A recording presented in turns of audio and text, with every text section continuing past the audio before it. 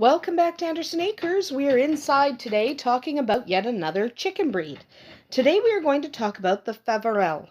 Now this is a French breed of chicken, and it's important to note, I'm going to put the spelling up on the screen right now.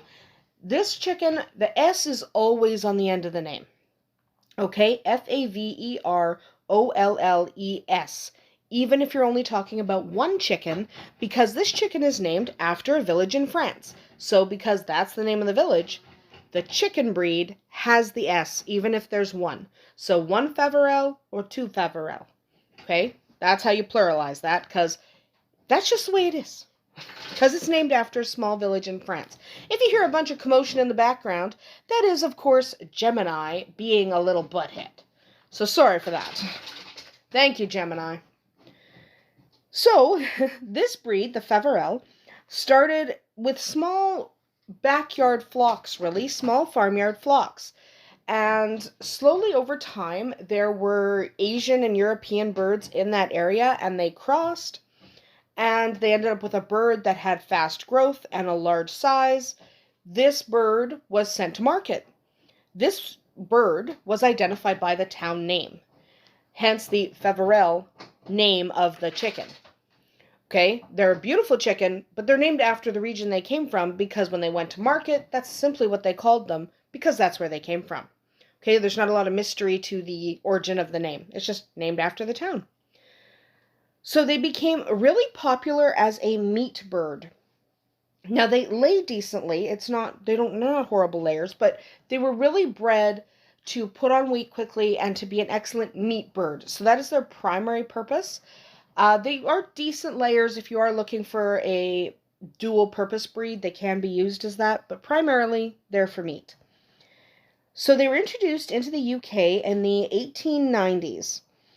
Late 1890s usually is the general consensus right now. Chicken record keeping back in the late 1800s wasn't perfect, so that's the best guess. By 1900, a standard was written. So when a standard is written for a breed, there is more money in producing birds that conform to that breed. So once the standard was written, the Faverolles breeders conformed to that standard. So the standard was written and imposed, and because they wanted more money for their birds, they simply complied with that standard. So there are three versions of the Faverolles. There's what they call the British version, which is funny to call it the British version because it is a French bird, but it's still considered the British version. Now, this version can be a little bit finicky when it comes to mating them because traditionally they require double mating. I've talked about double mating before, and I will do a video on double mating at some point. This is basically maintaining two separate pens so that you can get the standard of bird you want. So the British Faverolles tends to require that, though a lot of breeders simply have done away with that and have done okay. There's also a German version of the Faverolles. Again, funny, because they're not a German breed. They're a French breed.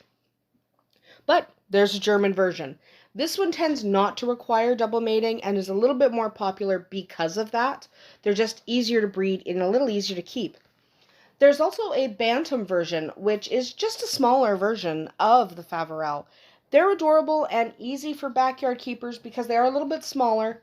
They still are a decent meat bird because they still are on the heavier side. They're obviously not as heavy as their full-size counterparts, but they're heavy enough to be used as a smaller meat bird.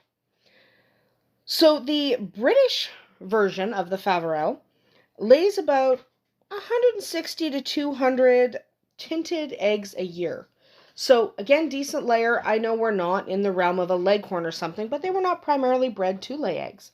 So they're a decent layer, decent meat bird, can be definitely used as a dual purpose breed. The German version lays 160 or upwards of that by a little bit, not quite as much as the British version, but still a decent amount. The Bantam, being smaller, lays only about 140 to 150 eggs a year for each hen. Now, all of the eggs are slightly tinted. The smaller version sometimes has a little bit of a lighter egg instead of the traditional tinting. That's pretty normal.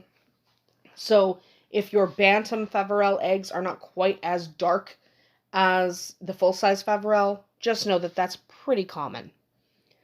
So the colors that these birds come in are many and varied.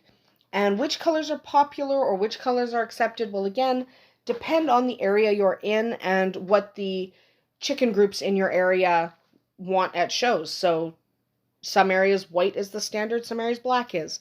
But the many and varied colors include black, white, salmon, ermine, buff, cuckoo, and a laced blue.